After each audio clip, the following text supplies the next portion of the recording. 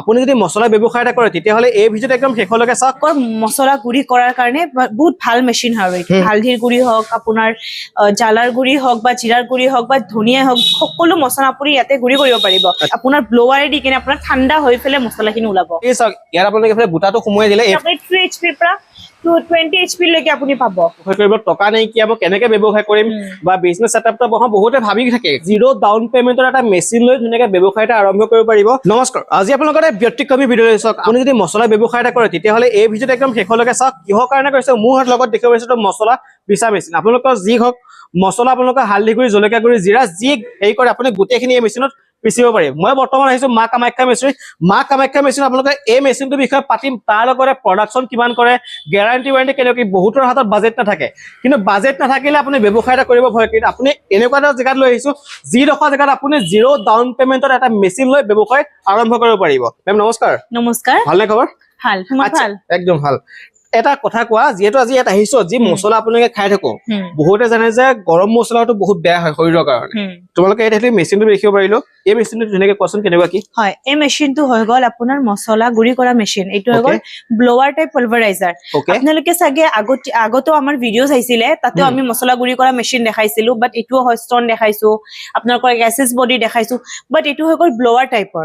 এইটো প্ৰপাৰলি আপোনালোকৰ মছলা গুড়ি কৰাৰ কাৰণে বহুত ভাল মেচিন হয়। ঠিক আছে।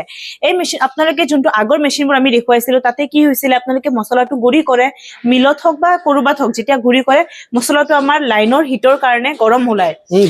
হয়, পুৰা গৰম। আৰু এইটো বস্তু তেতিয়া কি হয় ফটকে আপোনাৰ ডেমেজ হোৱাৰ চান্সেছটো বেছি থাকে। বাট এই মেচিনটো হৈ গল যেতিয়া আপোনালোকে হালধিৰ গুড়ি হওক, আপোনাৰ জ্বালাৰ গুড়ি হওক বা জিৰাৰ গুড়ি হওক বা ধনিয়া হওক, সকলো মছলা আপুনি ইয়াতে গুড়ি কৰিব পাৰিব। আৰু গুড়ি কৰাৰ পিছত ইয়াতে আপুনি ধুনীয়া কৰি আপোনাৰ ব্লোৱাৰে দি কিনে আপোনাৰ ঠাণ্ডা হৈ পেলাই মছলাখিনি ওলাব।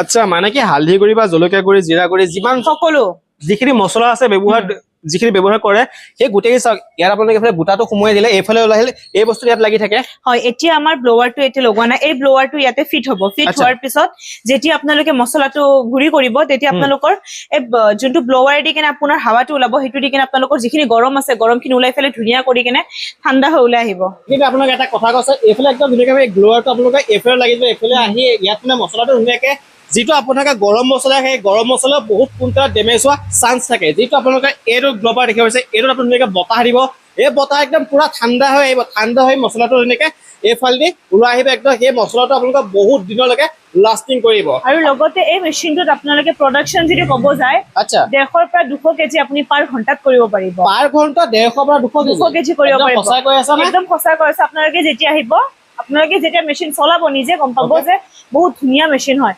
আৰু প্লাছ লগতে আপোনালোকৰ মানে ধৰক আপোনালোকৰ ৰিকুৱাৰমেণ্ট হিচাপত আপোনালোকে মেচিন ল'ব পাৰে। এইটো মেচিন আপুনি 3 HP পৰা 20 HP লৈকে আপুনি পাব।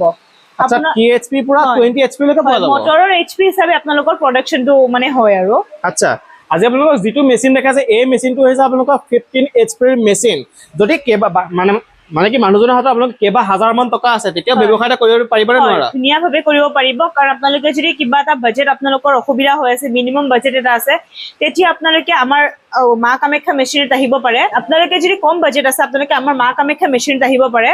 আমাৰ পৰা আপোনালোকৰ যোনখন বেংক লোনৰ কাৰণে আপোনালোকৰ কোটেশ্যন লাগিব, সেইখন আমাৰ ফালৰ পৰা প্ৰভাইড কৰা হ'ব। তাৰপিছত সেইখন দি পেলাই আপোনালোকে লোনৰ প্ৰচেছটো বেংকত দিব পাৰে। যেতিয়া আপোনালোকৰ লোনটো চেংচন হ'ব, পেমেন্ট আমাৰ তাতে আহিব, তেতিয়া আপোনালোকে আমাৰ ফালৰ পৰা জিৰ' ডাউন পেমেন্ট দি পেলাই মেচিন লৈ যাব পাৰিব। মানে 1 টকা নোহোৱাকৈ ব্যৱসায় এটা আৰম্ভ কৰিব পাৰিব। লৈ যাব পাৰিব আপোনালোকে। এইখিনি এটা ইণ্টাৰেষ্টিং কথা এটা গম পালো।